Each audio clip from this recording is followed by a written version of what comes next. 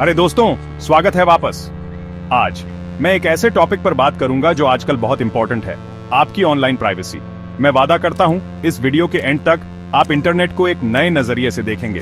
हम सब 24/7 ऑनलाइन रहते हैं, है ना? अपनी जिंदगी सोशल मीडिया पर शेयर करते हैं। हर सवाल जो दिमाग में आता है उसे गूगल करते हैं, ई-कॉमर्स साइट्स पर शॉपिंग करते हैं।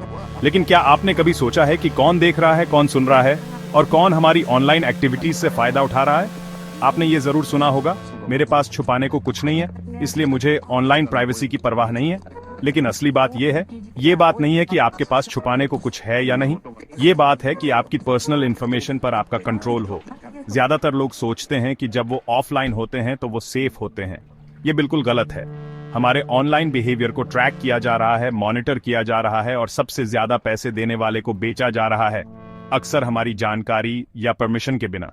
आप सोच सकते हैं कि प्राइवेसी पॉलिसीज और डेटा प्रोटेक्शन लॉज आपकी रक्षा करते हैं, लेकिन ये पॉलिसीज अक्सर कंफ्यूजिंग, कॉम्प्लिकेटेड और आसानी से मैनिपुलेट होने वाली होती है। हम बिना पढ़े ही एग्री पर क्लिक कर देते हैं, जिससे कंपनीज को हमारा डेटा कलेक्ट करने और अपने फायदे के लिए यूज करने की परमिशन मिल जाती है। और एक बार डेटा बाहर चला गया तो उसे वापस लेना लगभग इम्पॉसिबल है। क्या आपको लगता है कि प्राइवेट ब्राउजिंग मोड्स और वीपीएन्स आपको सेफ रखते हैं? फिर से सोचो, ये टूल्स कुछ प्रोटेक्शन देते हैं, लेकिन ये फूल प्रूफ नहीं है।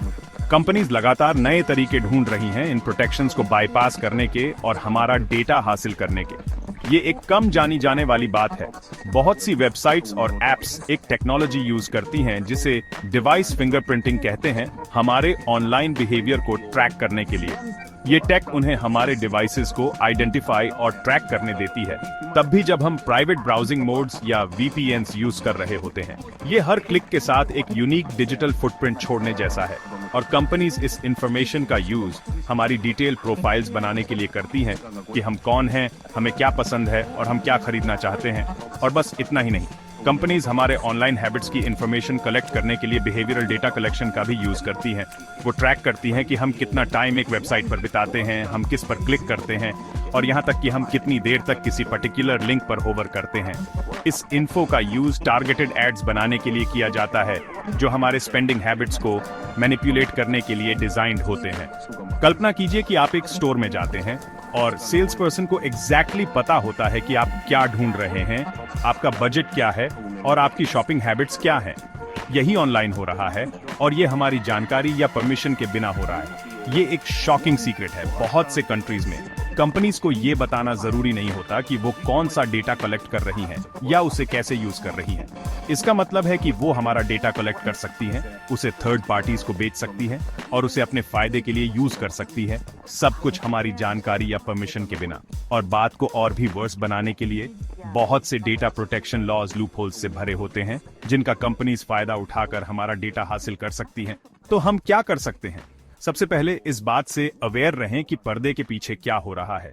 अपनी पर्सनल इंफॉर्मेशन पर कंट्रोल वापस लें और इन्फॉर्म्ड डिसीजंस लेना शुरू करें कि आप इसे किसके साथ शेयर करते हैं। कंपनीज को उनके एक्शंस के लिए अकाउंटेबल ठहराएं और स्ट्रॉन्गर डेटा प्रोटेक्शन लॉज की डिमांड करें। जैसा कि हमने आज देखा, हमारी ऑनलाइन प्राइवेसी पर अटैक हो रहा है, लेकिन उन सीक्रेट्स के बारे में अवेयर होकर जो वो नहीं चाहते कि हम जानें, हम कंट्रोल वापस लेने की दिशा में पहला कदम उठा सकते हैं। याद रखें, हमारी प्राइवेसी हमारी पावर है और अब समय आ गया है कि हम इसका यूज करना शुरू करें। देखने के लिए धन्यवाद।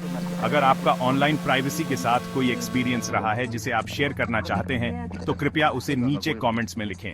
और डिजिटल सिक्योरिटी और ऑनलाइन प्राइवेसी पर और वीडियोस के लिए सब्सक्राइब करना न भूलें।